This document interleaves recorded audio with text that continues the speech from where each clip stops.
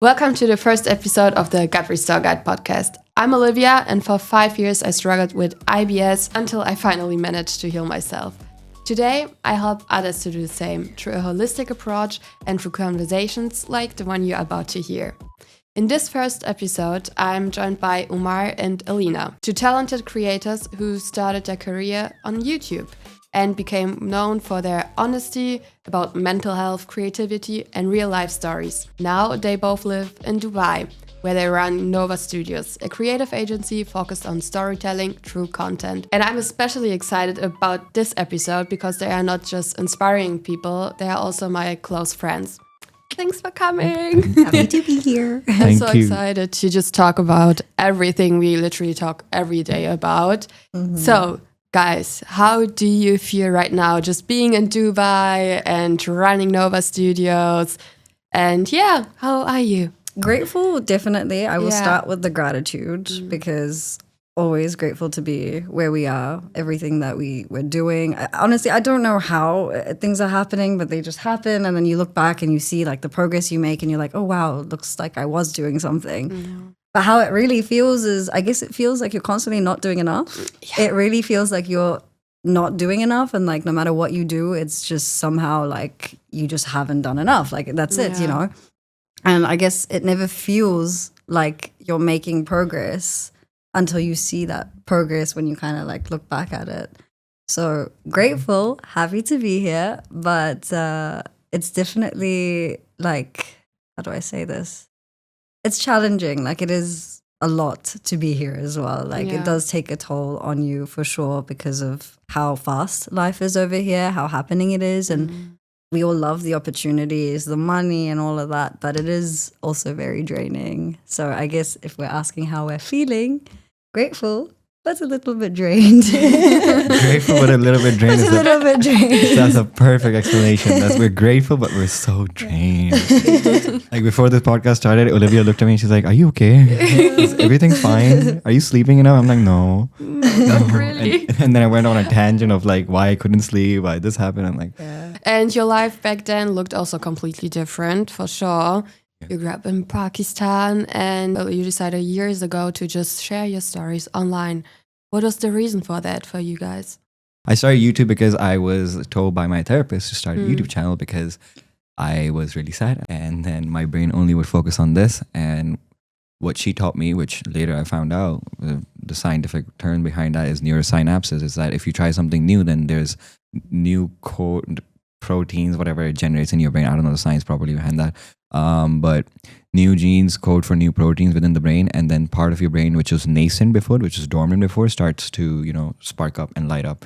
So if you put yourself in a situation where you have never been in, then your brain and your mind solely focus it on, keeping you safe or like organized within that situation. And whatever you feel during that situation is something that you have never felt before. So it's a new experience. So if you focus on new experiences, then focusing on the past experiences that were really bad it's easier to move on from that, because now you have something else to look forward to. It's like the meaning carrying anchors or meaning carrying principles that even I don't know who talked about it, like Viktor Frankl I think talked about this.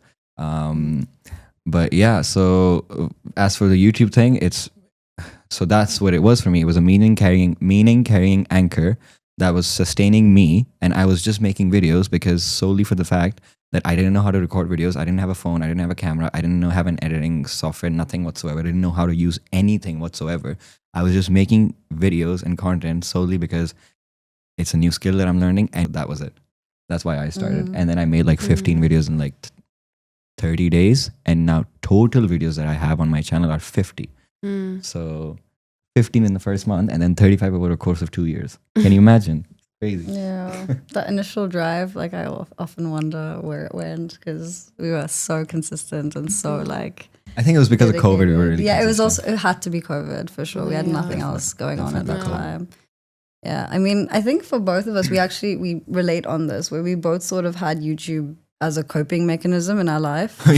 Like genuinely, like that's kind of where we both started. Like it was a creative outlet, which was like a coping mechanism to the things that we were dealing with, or with this depression and all the many things, and then All me the with many other things. yeah, me with moving Like we to all do. Pakistan, the freaking identity crisis and all of that, and just being chucked into like, why am I here? Like all of that. Yeah. So for me, YouTube was really, I guess it was not like trying a new thing for me, but for me it was like more about, I always knew that this is something I love doing, like creating the creative expression through video has always been my passion. It's what I've loved, and I've always known this as a kid. And I've always wanted to be a YouTuber. Like that was something I genuinely wanted to do when I was a child. It was a child dream. And I did want to put myself out there on the internet and stuff, which I didn't do for, numerous other reasons. I did have some restrictions at home, and those were things that, did prevent me from actually following that a lot earlier. Even though I did start YouTubing technically when I was like maybe 10 years old with like my little toys and stuff. So it was something that I always wanted to do. But then I think being in that situation that I was in, which was just a very like low point in my life. And I feel like there's a beauty in being in low points in your life, because when you hit rock bottom, you're like, okay, now I can do whatever. Yeah. You really like reach this level of that, like nothing else matters. Like there's no other consequence, outcome, nothing that could be like worse than this right now. So let me just put myself out there on YouTube, since this is what I've been wanting to do, and see what happens. And that's what I did. And it did well, and I'm grateful for it. And it was a really fun experience. Like it was genuinely cool to have that like really cool phase of experience, bro. YouTube fame, and like whatever the hell The that YouTube little ex- phase was, Everything and the which came friends we with it, made, and yeah. the travel that came with it, and like sponsorships and deals. Like that was really fun. Like I have to say.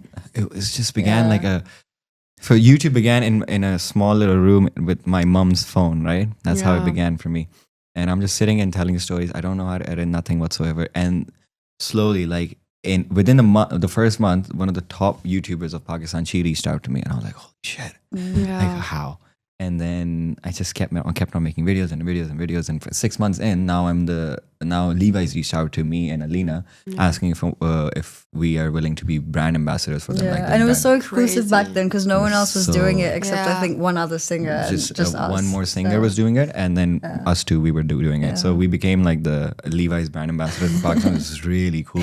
Then there's like these different travel agencies. They're like, do you want to go to Turkey? I'm like, yeah, sure. It's like, don't pay anything, just make a video. Yeah. And I'm like, crazy. So we went to Baku, we went to Turkey, went to I went Baku, I was at like Baku, Turkey, right across Turkey, bunch of other places, I don't know, somewhere up north in Pakistan as well. So we traveled a lot because of that. We met a really cool group of people. Yeah. We learned so much about ourselves. I don't think Nova Studios would have ever existed if I hadn't started YouTube. I can literally say this: Nova Studios would not have existed if I hadn't started YouTube. And the fact that I made that decision while I was super depressed is now the reason why I'm actually able to sustain myself as an adult. It's crazy. Yeah. It's crazy. So yeah, those small little decisions that you make at the age of 18, 19, 20, 21, they really have like a ripple effect that translates onto until you're 27, To the rest 30 of as your well. life, for So sure. I'm just thinking now, at 26, what are the actions that I'm going to take that are going to have a ripple effect that I'm going to feel at 33? Yeah. So that's pretty interesting to, I don't know. But yeah. But yeah, let's see where life's gonna take us, for sure, every one of us. But you also guys met on YouTube, right? Through your videos, right? Yeah. Someone else has already gotten viral from this. So just so basically what happened is that I was making a YouTube video, and then it was a weekend. I'm making a video, and keep in mind that I was really depressed. So I'm taking breaks in between the videos because I have to put on this face of I'm really happy. Oh my God, hello, I'm back, blah, blah, blah. But inside I'm like, and then, so I would take these like little breaks, and then I would go on my laptop, watch some fun video or something, I don't know, or do something, or just take a walk, whatever. And this just so happened that I was recording. I stopped recording. I went to my laptop, and I opened up the screen, and I look on the Explore page, this video of Alina graduating. Now, I don't know her, but I'm like, who is this girl who's graduating on a bed? Like the thumbnail was she was wearing a gown and she was standing on top of her bed. And I'm like, what a dumbass. And then I clicked on that video. What a beautiful looking dumbass. And then I clicked on that video and I started watching it, and I'm like, damn, bro, like people can be good looking, funny. And she was blowing up at the time as well. So she's gaining like 500 subscribers by like whenever you would refresh. 500, 500, 500, 500, like every single time. Like I saw her go from like 2,000 to like 7,000 in like what 3-4 hours, and I was like, what just happened? Crazy. Right? And I've been making content for like past 6 months. So I had this really weird thing of comparing myself to other people. So I got really sad. I went into this really weird, I don't know, episode of like, I'm never gonna be enough, this and that, blah blah. I call my best friend. She tells me, you know what? Make a video about this feeling. This feeling is like common between people, which sucks because you mattered. But yeah, so I made a video about that, and the video is not about Alina per se. It's about that feeling that I felt when I saw Alina, right? So even in the video, I forget her name, whatever. I make the entire video about how you should catch yourself when you actually are feeling this way. And in the end of the video, I just tell my subscribers, because I don't want to shit on this girl. Like I'm not shitting on her. Like, but then again, I'm not. I want to give something back because I've made a video about the feeling that was induced by looking at her video. So I just went. Everyone who's seen this video and is still this point, like the last 10 seconds of the video was go comment on the video on Alina's video saying sad Umer Naman sent us here. That was it. And I just said it as a joke, not thinking anything. If that was your in. I don't think that was a joke. Probably your life's Like, I need an in. Cool right now. Like I need an in, bro. Like have you This was seen your how in. pretty I am? But anyways, so yeah, that was my in. Anyway. And then 30 minutes in, Alina messages comments on my video saying, who is Umer Naman and why is he sad? Why are you sad? And then we followed each other, started texting. She messaged me first. She slid in my DMs, which makes sense because I made a video about her. And I responded I to we responded to a story. That was it. And then I was like, yes. But it wasn't like I had a crush on her or anything. Nothing like that of sorts. It's just, you're cool, bro. And I didn't know you live in the same city as me. Because in my head, I was like, this sounds like an Australian girl. She's probably living in Australia. Then she says she's in Karachi, Pakistan. I'm like, what are you doing here? Are you lost? Baby girl?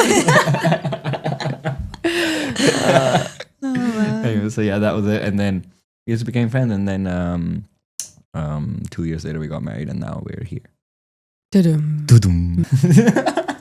And you then probably explored Pakistan together and everything. Yeah, so, actually. Yeah, how was it for you to just You know what's funny? move to Pakistan from a completely different place? To be honest, this has been my entire YouTube channel. But obviously, like, what would it be? With culture shock, it's like a complete 180.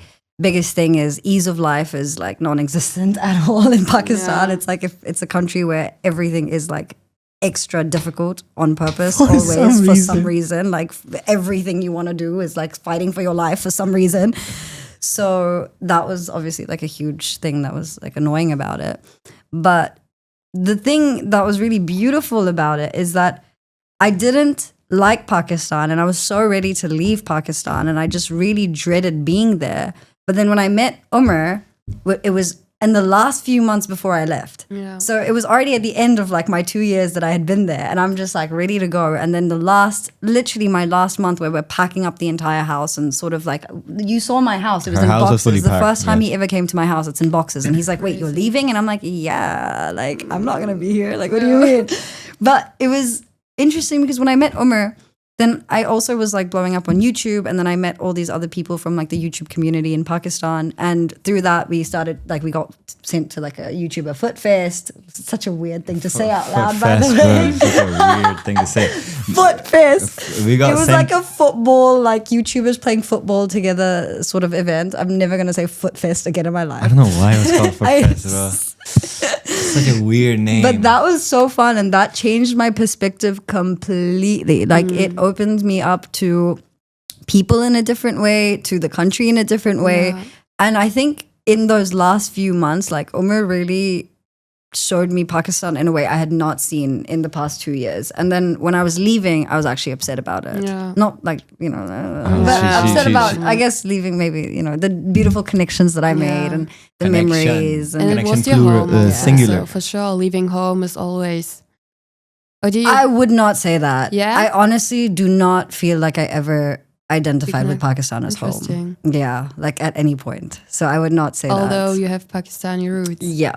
But I never, I think it's the fact that having Pakistani roots Yeah. versus living there, being something born there, different. being brought Yeah. up there, very different. Yeah. Like having a dad who's Pakistani, but then having never like living in Pakistan and spending your whole life in like New Zealand and traveling like Dubai.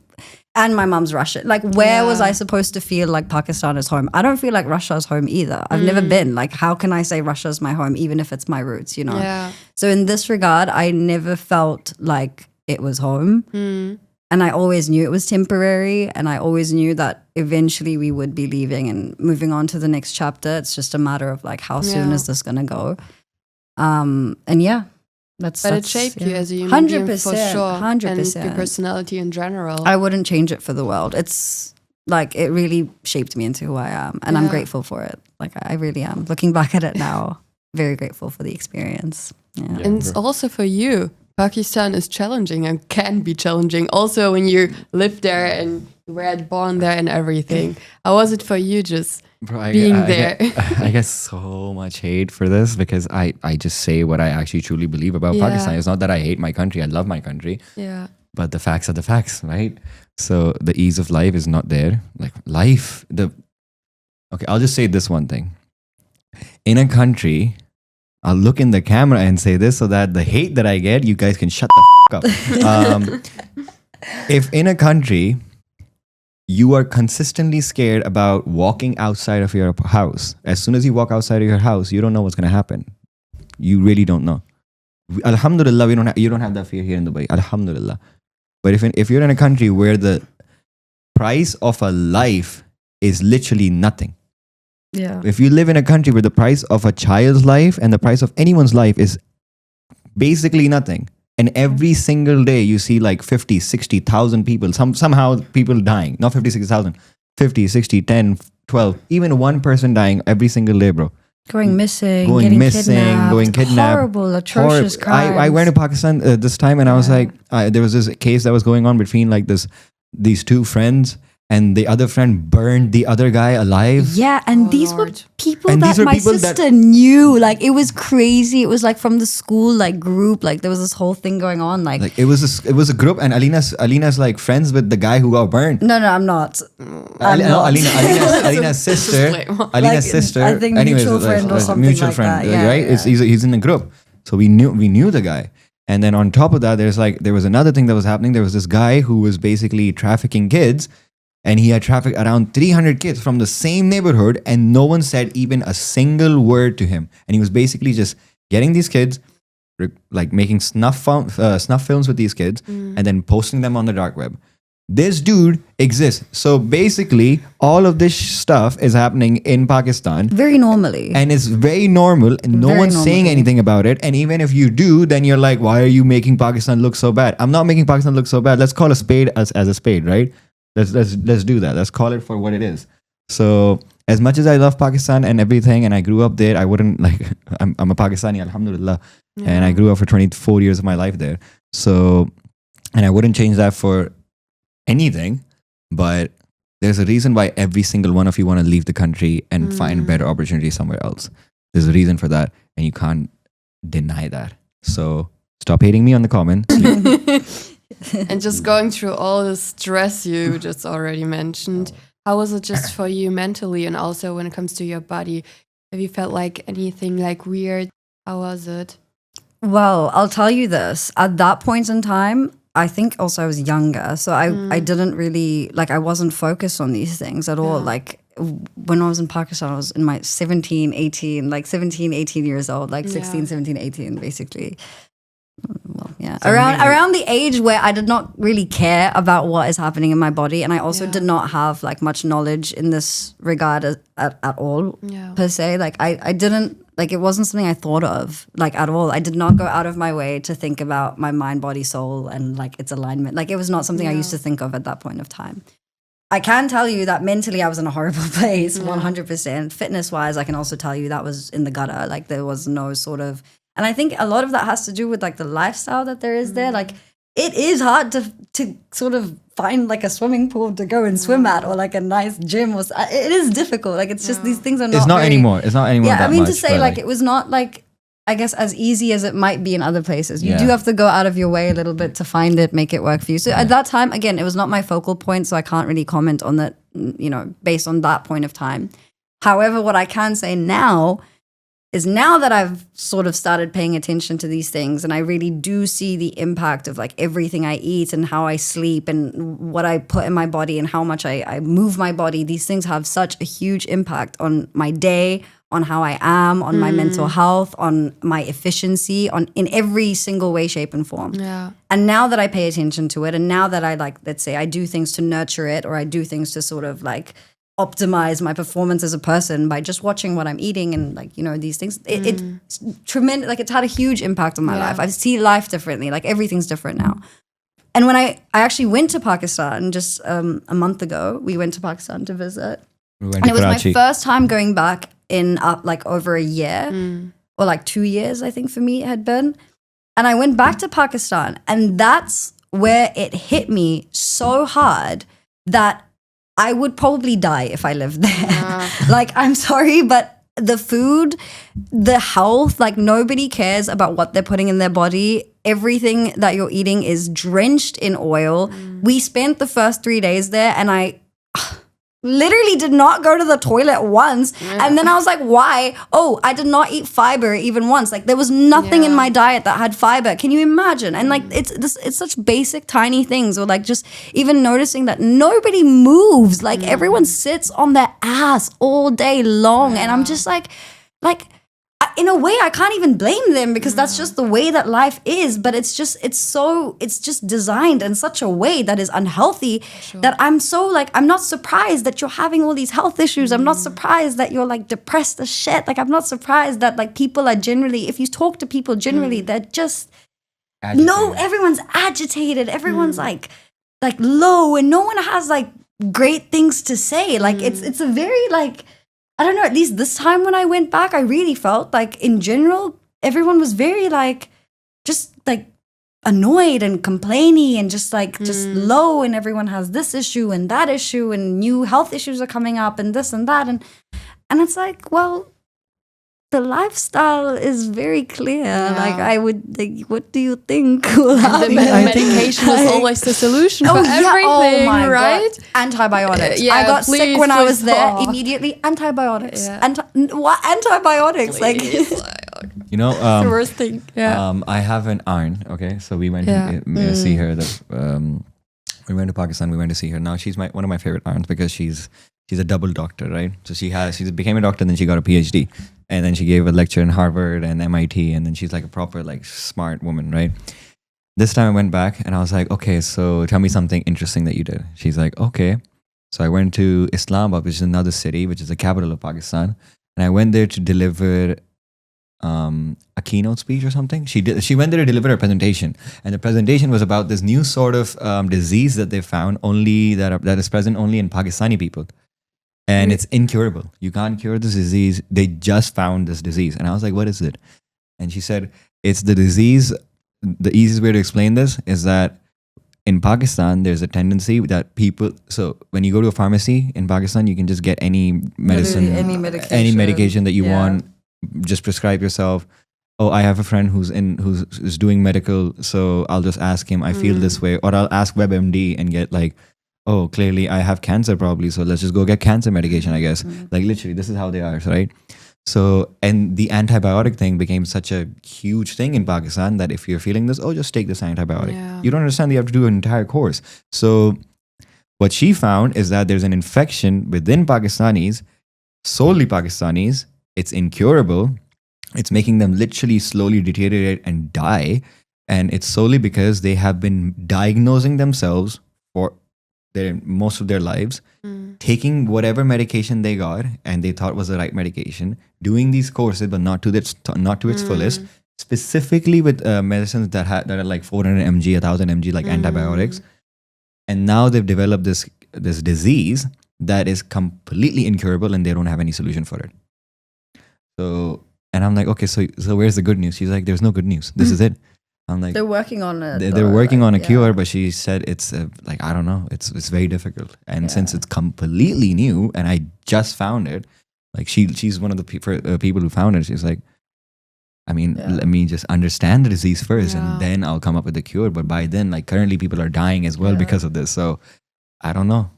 But then again, it's like, did this to yourself, I guess.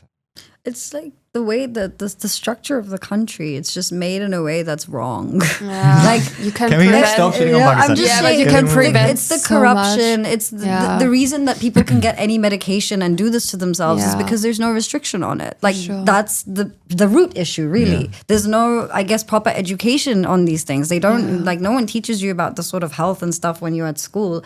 In New Zealand, it was literally like all these things about muscle building and even protein. Like I learned this in school in like 7th, 9th, 8th grade in like PE and health class. It was just a prerequisite. You had to learn this. Yeah. That does not exist here. Like that does in Pakistan, like learning about PE and health, like absolutely nothing. not. Like that's not even considered a subject. If it's not science, math, or like, whatever brainy subject, then it doesn't consider as like, useful at all. And that's how you prevent literally everything. And you wouldn't just take antibiotics and other medication if you just understood the basics. Yeah. For sure. And just hearing all of that is also makes me just feel everything basically. Just hearing like antibiotics and how because I think still people don't really understand what they do to your gut, especially to your gut. They destroy every bacteria, also the good ones, which means in the end you will feel even worse. You will feel even more depressed. You will feel even more sad, and just your overall health in general will decline. Your immune system will not functioning at all, so you will get every disease you can just imagine. So Oh my. So and even my aunt told me about this as well when she said the symptoms are like basically this what you just said. So the immune system specifically is just completely wrecked. suppressed. It's completely wrecked. Yeah. And with the immune system and the gut and all of those things, like they're sort of like linked. That's why she's like, there's a spike in their depression as well. There's a spike in their like this and that, and like anxiety, cortisol level, this level, that level. And I'm like, oh my God, like what have they done? I'll tell you one funny thing. In Pakistan, there's this dish called nihari. Okay, nihari is a brilliant dish. I love nihari. It's literally one of my favorite It foods. is one of the best foods to ever be made, right? But it's filled with oil. Okay, and that's how it's made, and that's fine.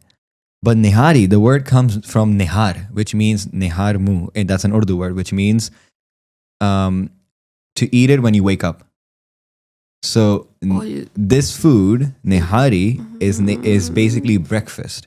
Yeah. And it's considered breakfast. So you eat it with like a spicy, oily beef stew that you eat in the morning.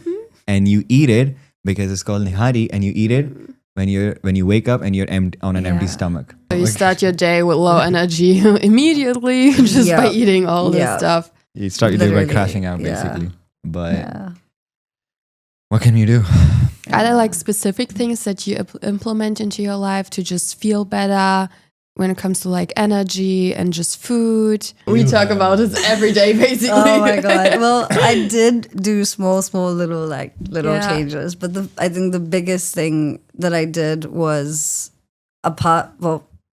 diet. With what I did with that is, I feel like I always had an aversion towards fast food. I've never really been a fast food person, so I never felt like I had to cut out something from my diet or cut out sugary drinks. Which, by the way, is such a huge flex. You weren't a junk food person. No, not at all. I have a Coca-Cola problem. You shouldn't. They're on the boycott list. I mean, a black drink problem. A black drink. And I have a fast food problem as well. I mean, it's not like I can't control myself around food, but it's just it's difficult to cut that food out. Honestly, I think really the reason I cannot have these foods is because they make me feel so bad. Yeah. When I eat something like fast food, sure, it's you smell those chicken nuggets from McDonald's and you're like, I want some, But then I know the second I'm going to eat it, I'm going to feel like I'm hungover. Yeah. I will straight up have a hangover every time I eat something that is just not good for my body. What are you putting in these McDonald's nuggets to get a hangover? Not to mention, my skin starts to break out. As soon as I eat things that are greasy see, I do get a lot of pimples all over my cheeks, and I don't like that. So obviously for me, it's like, why would I put this in my body if it doesn't ever have any good results for me? Like, I don't like it, and it doesn't make me feel energized. It doesn't. It's literally like empty calories that are not. Like, there's no nutrients in it. Like, why am I eating it? You know. But it tastes so good though. I think natural, like real food, tastes way better. Right. And you get used to it Shut for up, sure. If you healthy just people. Yeah, so the diet thing was like, I feel like the only thing I really shifted there was I needed to eat more frequently, because I did start missing meals a lot, and it was because of, again, Dubai, very fast place, work, stress. You just forget. Like, food is the first thing to go. To be honest, it's either you binge eat and you you look to food to sort of sustain that, or you will forget that food exists because you're just so like locked in, which is not a good thing either, because that did result in me getting health issues. That did result in things that made eye-openers for me of like, okay, I cannot live like this. I have to make changes. But the biggest difference, I think, was it was reintroducing fitness into my life. I loved fitness as a child. Like, I did every sport imaginable. I just enjoyed it. I was never like an athlete, but I enjoyed sport. I enjoyed football. I enjoyed basketball. Like, you name the sport, I played it. I loved athletics. I loved running. I loved everything. Like, I just enjoyed, it was the culture, the environment, everything around me was made in such a way that sports and stuff were important in my life. But then as you grow up and you're not in school anymore, you realize that, so I can't just randomly join a basketball team. Like, you know what I mean? Like, school gives you so many opportunities to do these things that when you grow up, then you realize, okay, so this isn't normal. Like, in adulthood, you don't actually get to try that many things unless you go out of your way to try it. In school, you're being handed all these options always, like a plethora of options, and like, go choose, by the do way, what something, which is so beautiful. Brilliant privilege to Right? have, subhanAllah. I'm so grateful for the fact that I can really say I've tried almost every sport just because my school provided that as an option for me. And then as time went on, grew up, I stopped. I wasn't gymming. I was not like, every now and then I'd be like, let me try gym. And then I would fall off. It's very hard to get consistent with it. And it's also like, I had to like figure out what exactly I like in terms of fitness. Like, some people maybe enjoy like weights. Some people enjoy classes. I realized I'm a classes girly. I like more like low intensity workouts. I like strength building, but I don't like cardio, for example. So reintroducing that into my life and just implementing like a fitness routine and moving my body, that I have felt like has just... I feel so impact, good. Right? I feel so good. Like, I know I'm annoying because everyone who starts gymming or like starts fitness starts talking about it all the time, and it becomes almost annoying. Like, shut up, we get it, you know. Almost annoying. Almost.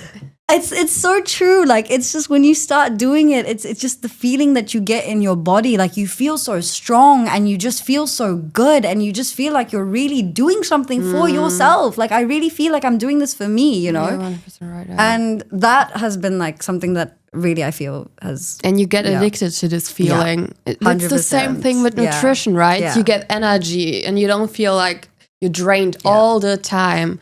So you just eat healthy. It just becomes part of your lifestyle. I think the biggest thing that comes with it, like the thing that you're talking about, is it gives you like a sense of a discipline of loving yourself. 100%. Like, I know that no matter what, if I take out this 1 hour in my day and go for my yoga class, I will feel better. If I'm having a shit day, everything's going rough and I'm not happy and I'm stressed out, but I go and I do like 1 hour of core, I will come back feeling so much better. I will feel like I have done something good for myself. And that's all that matters to me. And especially when you're not in the mood to do it. Yeah, that's even better. And then when you do it, you just feel way better, for sure. Yeah, makes you feel everything and way better.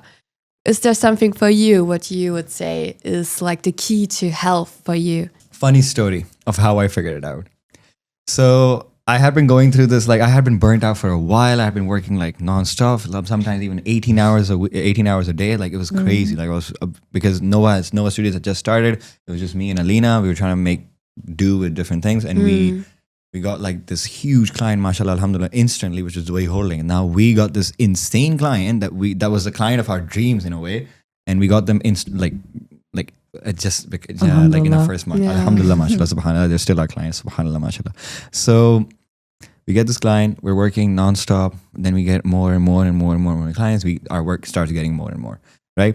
So slowly, what used to make me really happy started making me not happy per se, but also started making me very anxious. I used to wake up with like panic attacks, started waking up with stress. I was burnt out. I couldn't come up with any creative ideas. I had a creative burnout.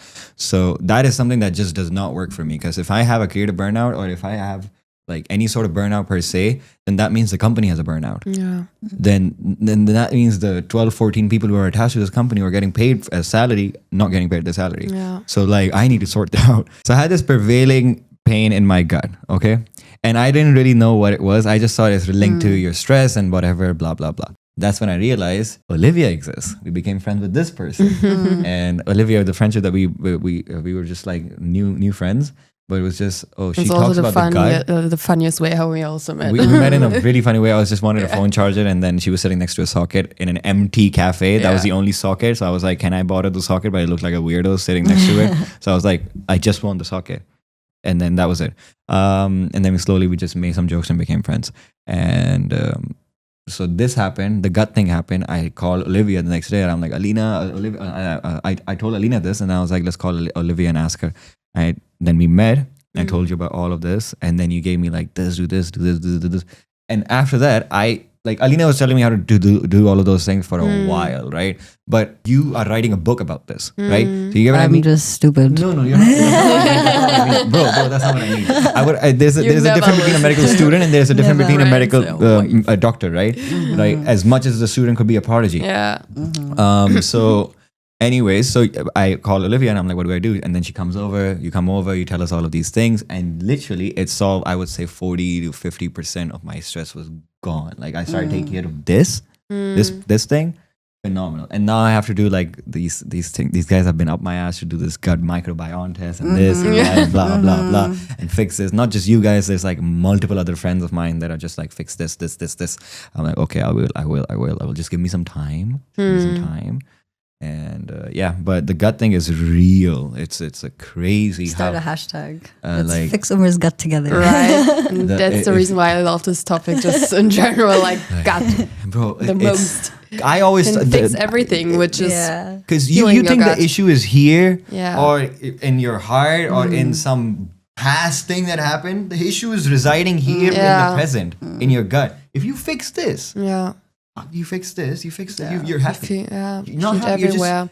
You don't feel that pain. Depressed people feel a pain in their stomach consistently. If you take care of your gut, that pain's gone. Honestly, this is such an interesting thing that we learned from you. Like literally, like I just want to say this. I know it's your podcast, but like Olivia, literally coming into our life, like you've opened my brain on my second brain. Like obviously, yes, you are what you eat, but like the science of it, like you have made me think about the gut in a way that I've probably never thought about before. And now the way I think, like I read the labels and everything, like what am I putting in here? Is this good right now at this time? Like all of these little details and like all of these things. You've really showed us like a completely different perspective. Olivia's voice, every time I'm ordering food, Olivia's voice plays in my head. Like that one time I was ordering food, we were sitting at City Walk, I was sharing this trauma that I had. Because she's my friend, bro, like I share stuff. So we're sitting at City Walk, it's like 12, and I'm ordering food. And she looks at what I'm ordering. She's like, are you sure? Is it going to be good for your gut? This is good for your gut microbiome? I don't know what you said. This is good for your gut's bacteria? Is this good? These many carbs at this hour. I don't know if this is good for your gut. This sound, this voice, this painful sound of Olivia saying, make sure it's good for your gut though. It's like now making me scroll through fast food and making me pick the right kind of food. Okay, like this is the one, right? And I kind of screenshot, Olivia, this is the one. Like, yeah, that's good for your gut. And you felt good afterwards, right? And I ate that food and I was like, wow, I don't feel like dying. Crazy good. And healthy food is actually good and tasty, right? Yes, it is. Yes, it is. So yeah, there are like small things that you could do just to feel better. And thank you for the nice words. I know I can be sometimes annoying because I you're not. I just talk a lot about the gut and the brain gut connection, but it has such a big impact. So I just want to emphasize it everywhere where I just can. And I really hope this episode reminded you that healing isn't just about feeling better. It's about remembering who you are. And especially also Umer and Alina's story shows that identity keeps evolving, just like we do. And the moment you start truly listening to your body and to all the signs it gives you, you start healing. So thanks for listening and see you in the next episode.